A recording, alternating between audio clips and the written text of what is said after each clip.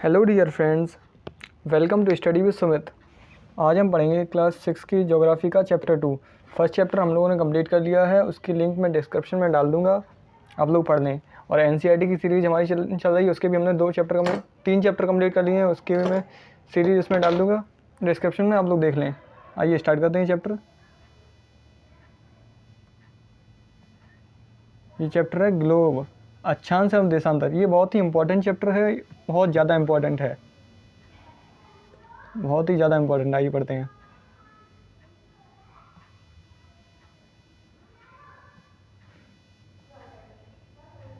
इसे हम उसी की तरह पढ़ेंगे जैसे पिछले हमने 2 चैप्टर पढ़े हैं, कि इसमें जो वही पढ़ेंगे जो इम्पोर्टेंट है। यहाँ से पढ़ेंगे हम इसे, ये स्टार्ट करते हैं।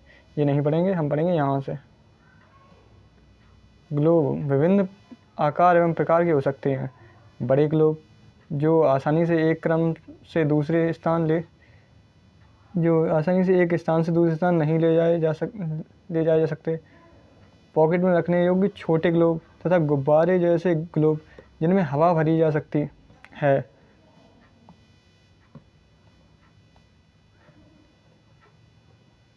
एवं आसानी से एक स्थान से दूसरे स्थान ले जाए जा सकते हैं। ग्लोब स्थिर नहीं होते हैं, इसे उसी प्रकार घुमाया जा सकता है जैसे कुम्हार का पहिया या लट्टू घूमता है। हमारे ग्लोब पर देश, महाद्वीप, द्वीपों तथा महासागरों को उनके सही आकार में दिखाया जा सकता है। पृथ्वी के समान किसी गोले पर किसी बिंदु की स्थिति का वर्णन करना कठिन है। अब यह प्रश्न होता है कि इस पर किसी स्थान की स्थिति कैसे बताई जा सकती है। इसके लिए हमें कुछ बिंदु एवं रेखाओं के संदर्भ की आवश्यकता होती है। आप देखें कि एक सुई ग्लोब में झुकी हुई अवस्था में स्थित होती है, जिसे अक्ष कहा जाता है। तो झुकी हुई होती है, उसे क्या कहते हैं? अक्ष। जैसे ये जो सुई है, ये इसे कहेंगे अक्ष, जिसे अक्ष कहा जाता है। आइए आगे पढ़ते हैं।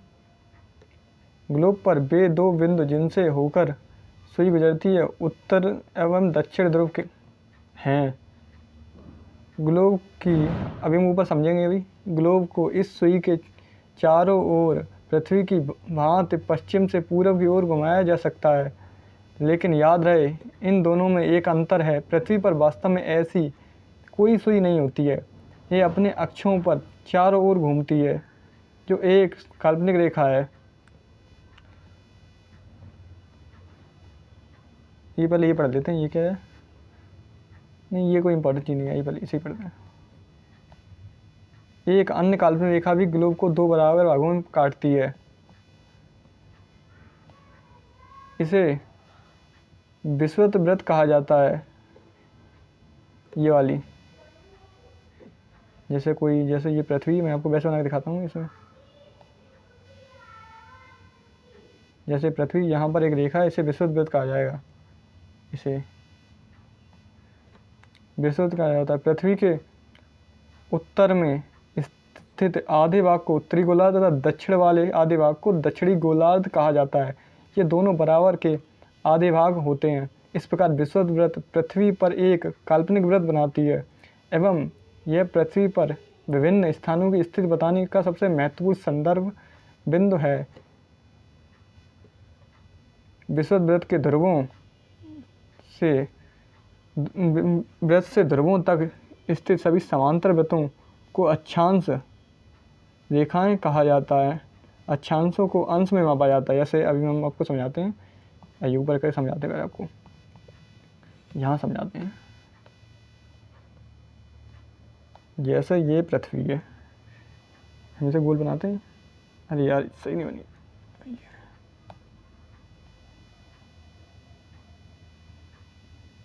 ये पृथ्वी है। अब जैसे इसे कहेंगे विषुवत वृत्त, ये 0 डिग्री होता है। इसे कहेंगे उत्तरी गोलार्ध।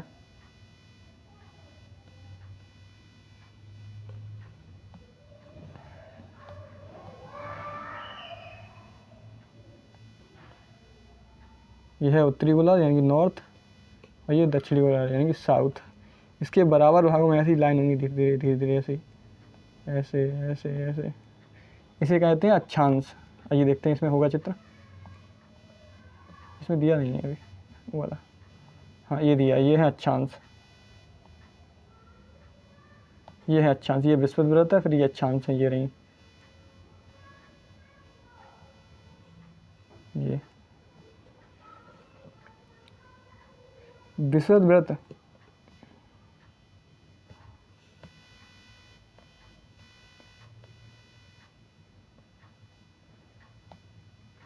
विषुवत वृत्त शून्य अंश अक्षांश को दर्शाती है।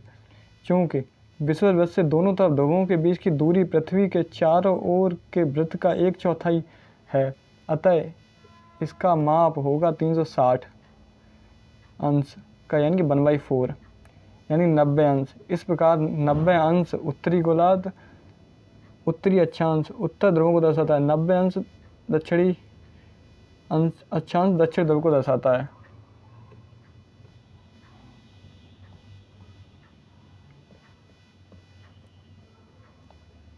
इस प्रकार विषुवत वृत्त के उत्तर की सभी समांतर रेखाओं को उत्तरी अक्षांश कहा जाता है तथा विषुवत वृत्त के दक्षिण स्थित सभी समांतर रेखाओं को दक्षिणी अक्षांश कहा जाता है। अभी हम आपको समझा चुके हैं। इसलिए प्रत्येक अक्षांश के मान के साथ उसकी दिशा यानी उत्तर या दक्षिण को भी लिखा जाता है। सामान्यतः इसे उ या द अक्षर से व्यक्त किया जाता है। उदाहरण के लिए महाराष्ट्र में चंद्रपुर एवं ब्राज़ील, दक्षिणी अमेरिका में बोलो होरिजोटे दोनों एक ही अक्षांश 20 अंश पर स्थित हैं, लेकिन चंद्रपुर विषुवत वृत्त के 20 अंश उत्तर में एवं बेलो होरिजोंटे विषुवत वृत्त के 20 अंश दक्षिण में स्थित है। इसलिए हम कहते हैं कि चंद्रपुर 20 अंश उ और 20 अंश उ अक्षांश और बेलो होरिजोंटो 20 अंश द अक्षांश पर स्थित है। चित्र 2.2 में स्पष्ट है कि जैसे जैसे विषुवत वृत्त से दूर जाते हैं अक्षांशों का आकार घटता जाता है। वो तो संभवतः देखिए इसमें दिखाते हैं आपको, ये है ये यहाँ नहीं, इसमें सही नहीं है, मैं आपको उस पर दिखाता हूँ। हाँ इस पर दिखाता हूँ।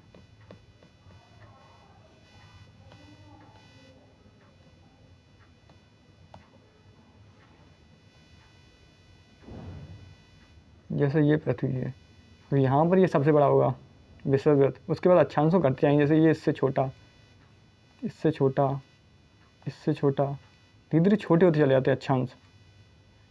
और ये है सबसे बड़ा, ये वाला, फिर इसके बाद ये छोटा, इसका ये छोटा, धीरे धीरे छोटे होते चले जाते हैं।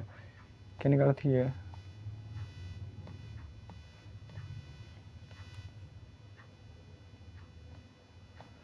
महत्वपूर्ण अक्षांश समांतर रेखाएं। विषुवत वृत्त 0 डिग्री उत्तर ध्रुव, 90 डिग्री उत्तर तथा दक्षिण ध्रुव 90 डिग्री दक्षिण के अतिरिक्त 4 महत्वपूर्ण अक्षांश समांतर रेखाएं और भी हैं। ये हैं उत्तरी गोलार्ध में कर्क रेखा 23.5 डिग्री उत्तर और दक्षिणी गोलार्ध में मकर रेखा जो 23.5 डिग्री दक्षिण। विषुवत वृत्त में 66.5 डिग्री उत्तर, विषुवत वृत्त के 66.5 डिग्री उत्तर में उत्तर ध्रुव और उत्तर ध्रुव, विषुवत वृत्त के 66.5 डिग्री दक्षिण में दक्षिण ध्रुव वृत्त। आइए अब यहाँ से समझते हैं। ये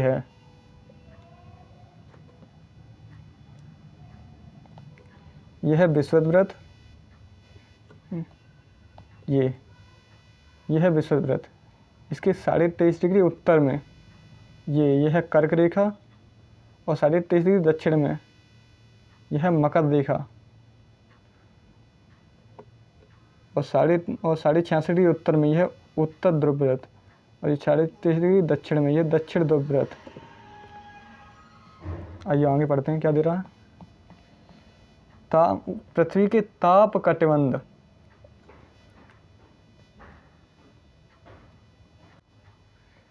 पृथ्वी के ताप कटिबंध ये हेडिंग ऐसे पढ़ते हैं। कर्क रेखा एवं मकर रेखा के बीच के सभी अक्षांशों पर सूर्य वर्ष में एक बार दोपहर में सिर के ठीक ऊपर होता है, इसलिए इसे इस क्षेत्र में सबसे अधिक ऊष्मा होती है, इसे उष्णकटिबंधीय कहा जाता है। आइए इसे मैप से इससे समझते हैं।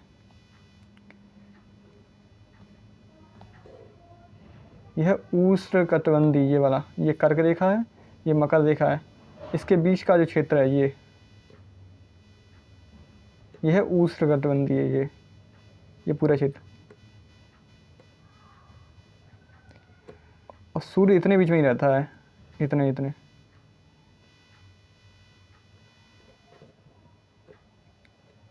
कहने का अर्थ ये है।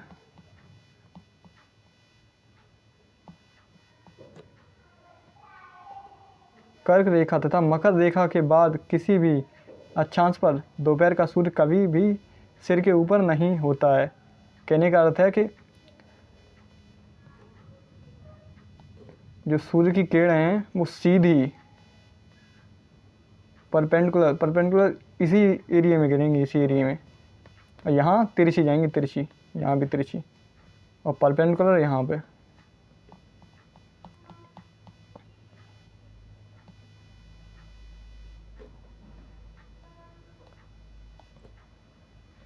कभी भी सिर के ऊपर नहीं होता है।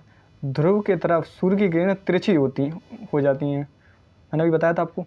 इस प्रकार उत्तरी गोलार्ध में कर्क रेखा एवं उत्तरी ध्रुवव्रत तथा दक्षिणी गोलार्ध में मकर रेखा एवं दक्षिणी ध्रुवव्रत के बीच वाले क्षेत्र का तापमान मध्यम रहता है, इसलिए इसे शीतोष्णकटिबंधीय कहा जाता है।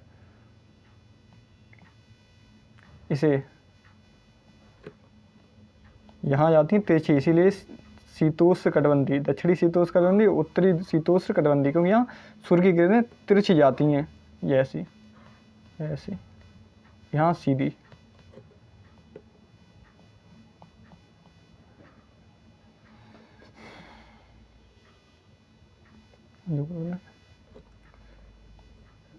उत्तरी गोलार्ध में उत्तर ध्रुव उत्तरी ध्रुव तथा दक्षिणी गोलार्ध दक्षिणी ध्रुव दक्षिणी ध्रुव के बीच वाले क्षेत्र में बहुत ठंड बहुत होती है, क्योंकि यहाँ सूर्य की क्षेत्र ज़्यादा ऊपर नहीं आ पाते, इसलिए इसे शीत कटिबंध कह जाते हैं।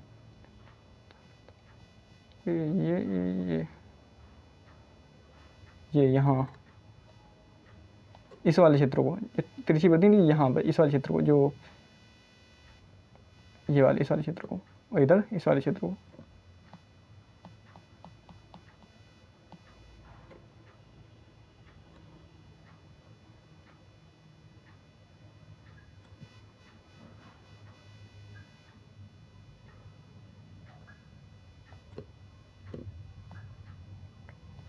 इस वाले क्षेत्र को बता रहे हैं, उत्तरी शीत कटिबंध एवं दक्षिणी शीत कटिबंध। ये ऊपर बढ़ते हैं। अरे नहीं, यहाँ तो हम लोगों ने पढ़ लिया था। दक्षिणी गोलार्ध में दक्षिण ध्रुव दक्षिण,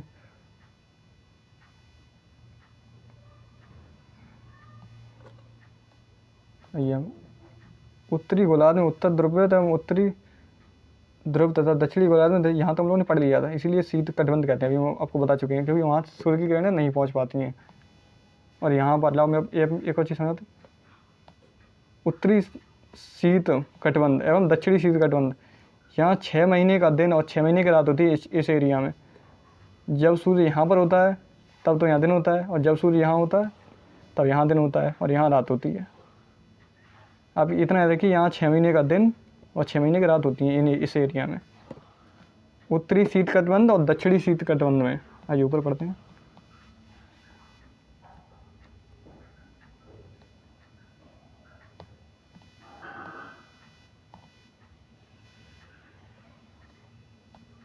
देशांतर क्या है?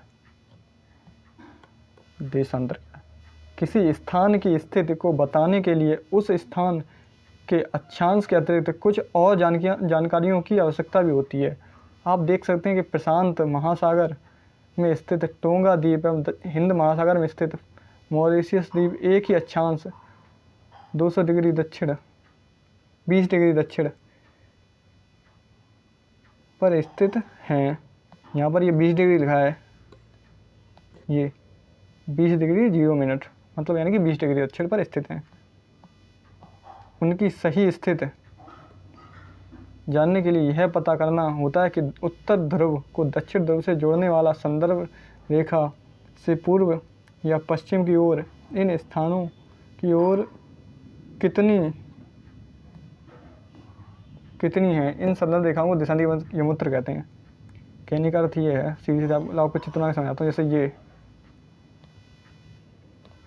चित्र बना देते हैं, जैसे ये पृथ्वी है, ये पृथ्वी है। अब इसी पृथ्वी में ऐसी लाइन होती हैं जो ये वृत्त होता है, ये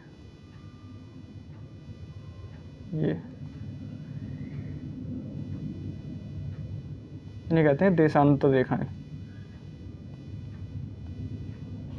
इन्हें कहते हैं देशांतर। ये ऊपर पढ़ते हैं।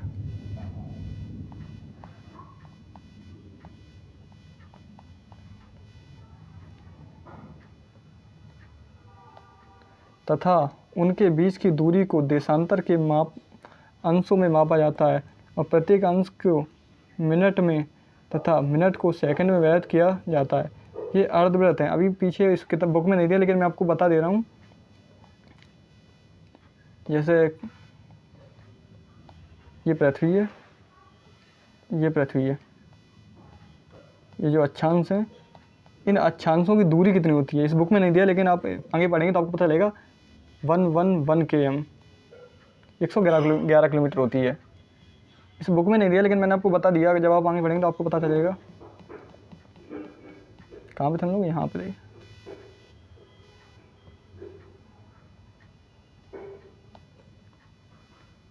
तथा उनके बीच की दूरी को देशांतर के अंशों में मापा जाता है। प्रत्येक अंश को मिनट तथा मिनट को सेकंड में व्यक्त किया जाता है। ये अर्धवृत्त हैं तथा उनके बीच की दूरी ध्रुवों की तरफ बढ़ाने पर घटती है तथा ध्रुवों पर शून्य हो जाती है, जहाँ सभी देशांतरी यमोत्तर आपस में मिलती हैं। ध्रुव मतलब यहाँ पे, यहाँ और इधर ही।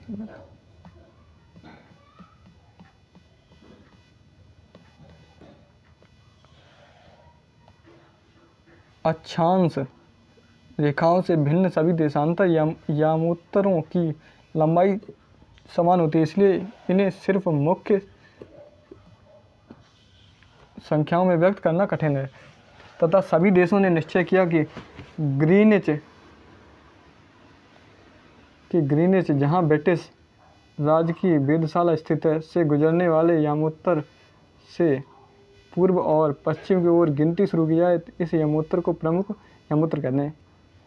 जो ब्रिटेन में वो है ग्रीनिच, वहाँ यहाँ से 0 डिग्री अंश माना जाता है इसे। यहाँ पे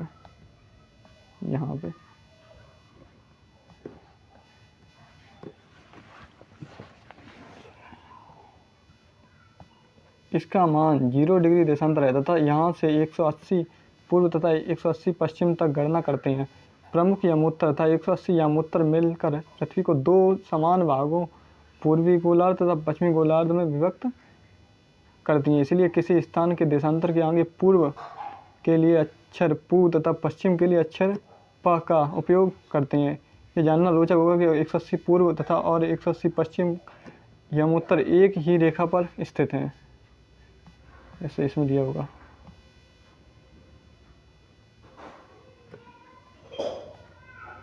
जो इधर की जो रेखाएं हैं इन्हें मतलब पूर्वी और ये पश्चिमी देशांतर रेखाएं, इन्हें पूर्वी देशांतर रेखाएं और इन्हें पश्चिमी देशांतर रेखाएं कहते हैं। और ये 0 डिग्री है प्रमुख यमोत्तर रेखा।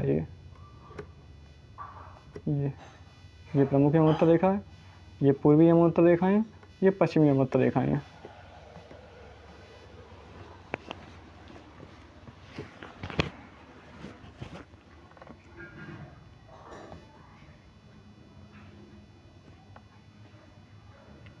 अब ग्लोब पर अक्षांश समांतर रेखाओं एवं देशी यमोत्तर के द्वारा बनी ग्रिड को देखो। अगर आपको किसी स्थान पर अक्षांश एवं देशांतरों को सही जानकारी हो तो ग्लोब पर आप उस स्थान का पता आसानी से लगा सकते हैं। उदाहरण के लिए असम में धुबरी 26 डिग्री उत्तर तथा अक्षांश, असम में ध्रुवीय 26 डिग्री उत्तरी अक्षांश एवं 90 डिग्री पश्चिमी पूर्वी देशांतर पर स्थित है। अब उस बिंदु को देखो जहाँ ये दोनों रेखाएं एक दूसरे को काटती हैं। यह बिंदु ध्रुवीय को सही स्थित होगा।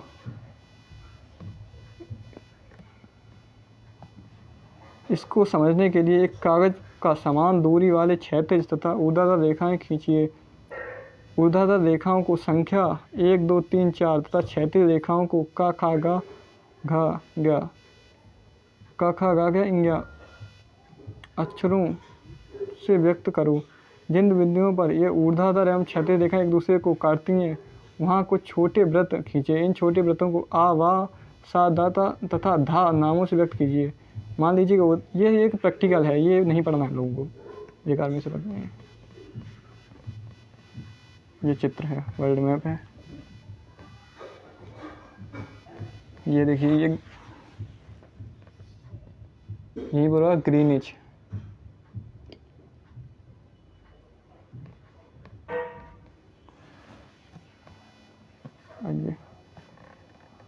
देशांतर और समय को मापने का सबसे अच्छा साधन पृथ्वी है। चंद्रमा एवं ग्रहों की गति है। सूर्योदय एवं सूर्यास्त प्रतिदिन होता है। अतः स्वाभाविक है कि यह पूरे विश्व में समय निर्धारण का सबसे अच्छा साधन है। स्थानीय समय का अनुमान सूर्य के द्वारा बनने वाली परछाई से लगाया जा सकता है, जो दोपहर में सबसे छोटी एवं सूर्योदय तथा सूर्यास्त के समय सबसे लंबी होती है।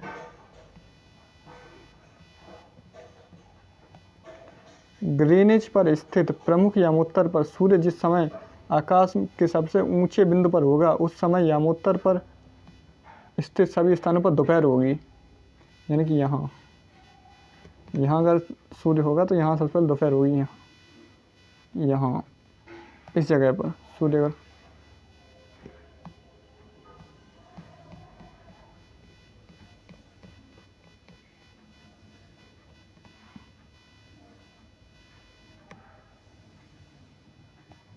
क्योंकि पृथ्वी पश्चिम से पूर्व की ओर चक्कर लगाती है, अतः वे स्थान जो ग्रीनिच के पूर्व में हैं उनका समय ग्रीनिच समय से आगे होगा तथा जो पश्चिम में है उनका समय पीछे होगा। समय के अंतर की दर की गणना निम्नलिखित विधि से की जा सकती है। पृथ्वी लगभग 24 घंटे में अपने अक्ष पर 360 डिग्री घूम जाती है, अर्थात वह 1 घंटे में 15 डिग्री एवं 4 मिनट में 1 डिग्री, 1 घंटे में 15 डिग्री, 1 घंटे में 15 डिग्री एवं 4 मिनट में 1 डिग्री घूमते। इस प्रकार जब ग्रीनिच में दोपहर के 12 बजते हैं तब ग्रीनिच से 15 डिग्री पूर्व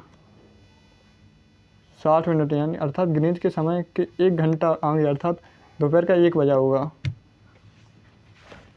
लेकिन ग्रीनिच से 15 पश्चिम समय ग्रीनिच से 1 घंटा पीछे होगा। मतलब जो ग्रीनिच के पूर्व में है वो 1 घंटा आगे और जो ग्रीनिच के पश्चिम में वो 1 घंटा पीछे होगा। अगर यहाँ 12 बज रहे हों तो यहाँ पर 1 बज रहा होगा और इधर 11 बज रहे होंगे। इधर आइए पढ़ते हैं। वहाँ सुबह के 11 बजे होंगे। इस प्रकार जब ग्रीनिच पर दोपहर के 12 बजे होंगे उस समय 180 पर मध्य रात्रि होगी। किसी भी स्थान पर जब सूर्य आकाश में अपने उच्चतम बिंदु पर होता है दोपहर में उस समय घड़ी के दिन में 12 बजते हैं। इस प्रकार घड़ी के द्वारा दिखाए गए समय उस स्थान का स्थानीय समय होगा। आप देख सकते हैं दिए गए देशांतर यामोत्तर पर इन सभी स्थानों का स्थानीय समय समान है। आइए आगे बढ़ते हैं। हम मानक समय क्यों मानते हैं? अलग अलग यामोत्तर पर स्थित स्थानों के लिए स्थानीय समय में अंतर।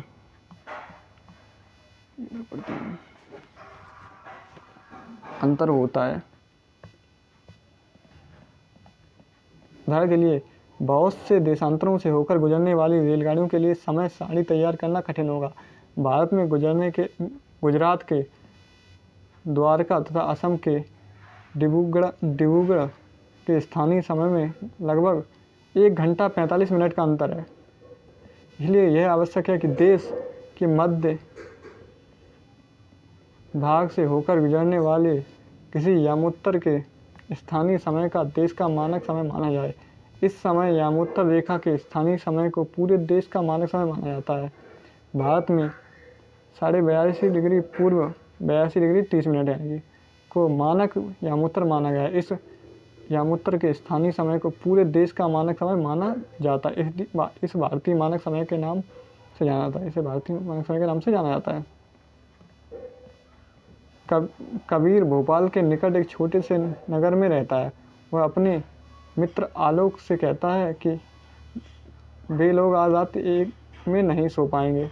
भारत और इंग्लैंड के बीच एक क्रिकेट मैच लंदन में 2 बजे अपराह्न में शुरू होगा। अर्थात भारत के समयानुसार मैच शाम के 7:30 बजे शुरू होगा तथा देर रात्रि में समाप्त होगा। क्या आप जानते हैं कि भारत एवं इंग्लैंड के बीच समय में क्या अंतर है? भारत में ग्रीनिच के पूर्व मतलब इधर